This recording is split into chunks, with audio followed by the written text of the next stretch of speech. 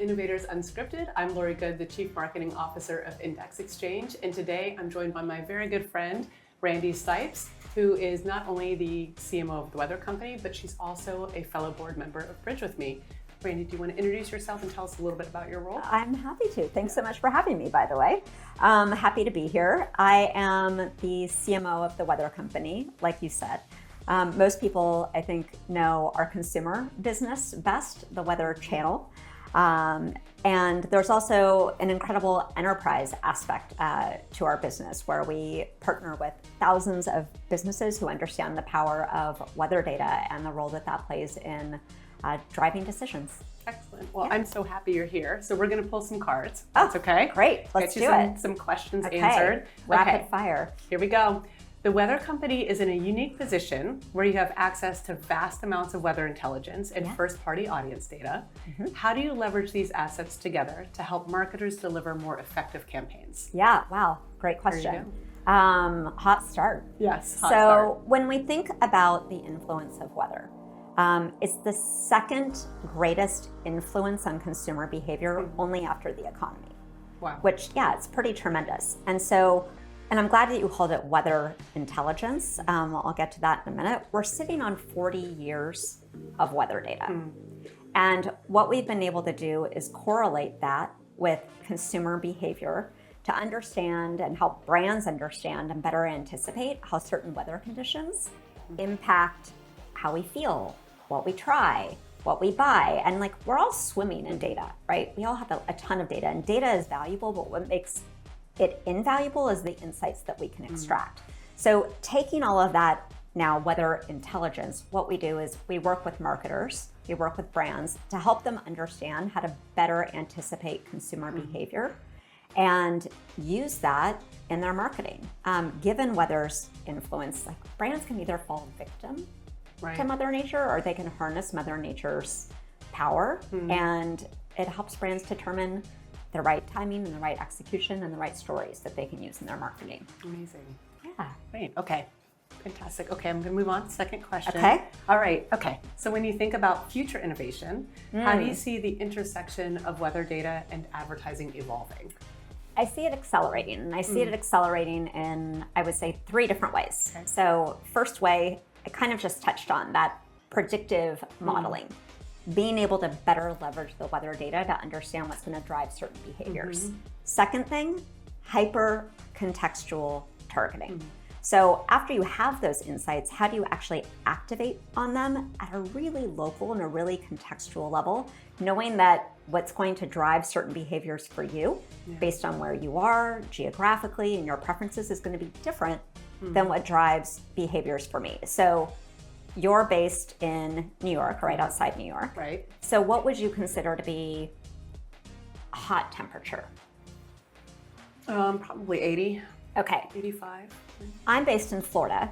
80 is pretty mild to me.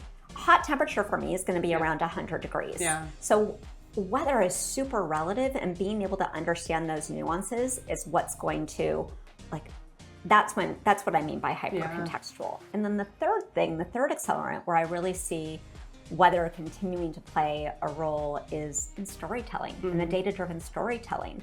Because yes, weather is a utility, but it also drives emotion. Right. So for brands to be able to leverage that is pretty powerful. Yeah, that makes a lot of sense. Okay. Oh, I love this. Give us the CMO's perspective. Yeah. How are you thinking about leveraging data and making data-based decisions as a CMO? So the short answer is all day, every day, right? You're probably living that too. So what we've talked about so far is how we're working with brands, but I'm a brand too. Right. So the Weather Channel, we're fortunate in that we have over 330 million people who come to the Weather Channel app and our other brands every month. But it's our responsibility not only to use data to figure out how to bring in greater audience and to do that, with tremendous precision.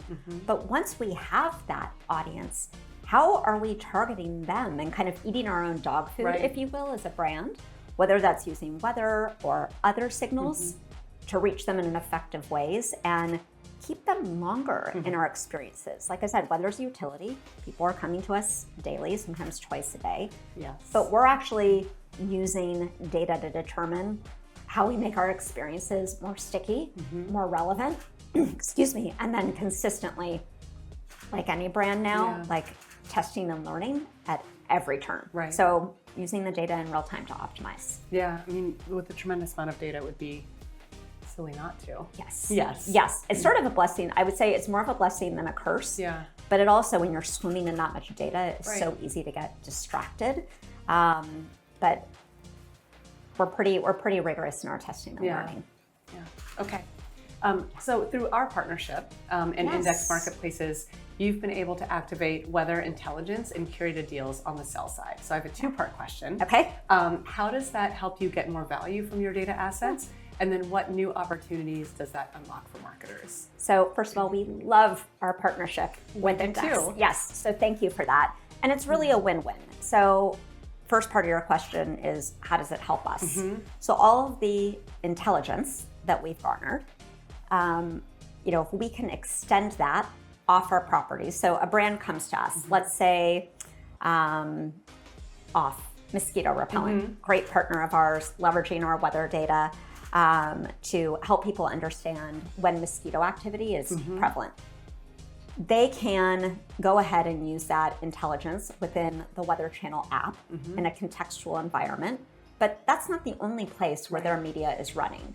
And so it helps us certainly to be able to extend the value anywhere off property across the entire advertising ecosystem. And in turn, the second part of your question, is how does it help the brands and how does it help our partners? It gives them the freedom and the flexibility so that they can treat their marketing strategy truly as one versus having a weather strategy that sits here in a silo. It's kind of the anti-walled garden. Right. Scale and reach. And Index is a really important partner in helping us scale that value. Well, thank you. Yeah. Oh, we love the partnership too. Okay. AI. Oh, we're just getting to AI. We're just getting to AI. Everyone's talking about it, says the card.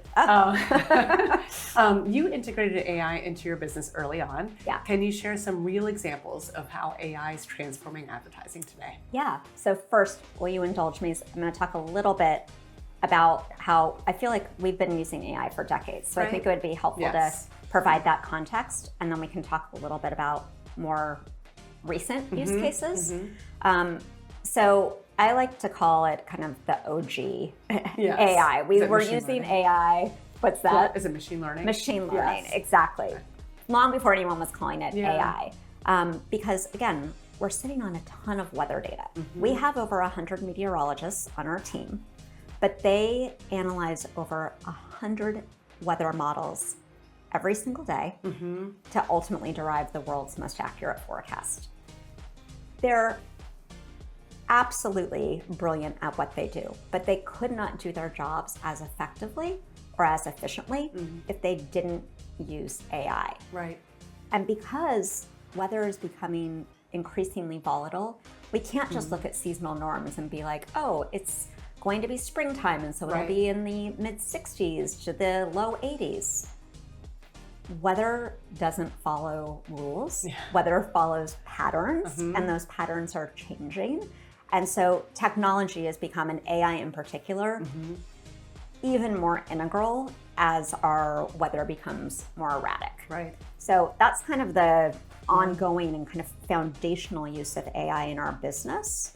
But now where we're using it more, it's funny, we hear brands or we hear businesses talking about using AI for operational efficiency and then innovation. We're kind of doing it in reverse. We've had the innovation. Where we're using it across the business now is in the consumer experiences, first of all. How do we make a more personalized experience and use AI so that we're creating a different experience when you go to the Weather Channel app versus when I go to the Weather Channel app, beyond location, but also through content curation to ensure that it's personally relevant. In our ad solutions, again, we're using AI to derive that weather intelligence. So how we create those insights and bring it forward to brands. Great, okay. Throughout the business. Throughout the business. Yes. Okay. I like this. If we were sitting down again 1 year from now, which I hope we are. Yes. What's the one Do we have thing- to wait for a year? We Can don't. sit down before a year? No, it'll be later today. What's one thing you hope the industry's achieved? There's so many things. I know. But if I was just narrowing it down, can I do two? You can do two. Okay. First one that immediately came to mind is that I hope that, I'm going to talk about it as a brand level. I hope that brands will stop interrupting and start helping. Oh, I love that. And that's not to say that it's not being done, but I hope we see more examples of that. If our marketing is not providing something that is useful, whether that's practically or culturally or emotionally, like chances are it'll be forgotten. Yeah. And so instead of being this, like, I hope we've evolved from a look at what we're doing to a look at how we're helping mindset. I think that would be pretty powerful. If I could drop this mic on my lapel, I would. But it would be the tiniest noise. That's exceptional. Okay, what's your second one? Okay, the second one, I cannot even claim as my own, but I wish I could properly quote where I heard this, but someone said it and it really resonated with me, and so I want to amplify what I heard. I hope that we're talking less about AI. And that's not meant to say I don't believe in AI, I'm a huge proponent of AI, but I say it in that I hope we're not talking about it as the new shiny object in a year from now. I hope that it's become more just commonplace and baked in to our workflows and to our operations, where hopefully or at least that we've gone like beyond the wow to more of the how. Right. So maybe it's not that we're talking about it less, but we're talking about it less as a novelty and more as a really great practical reality with more use cases. Yes. Instead of like look, it's entering the workforce and will our jobs be safe? It's here. This is how I'm using it. Exactly. This is what we found. Yes. Yeah. Okay.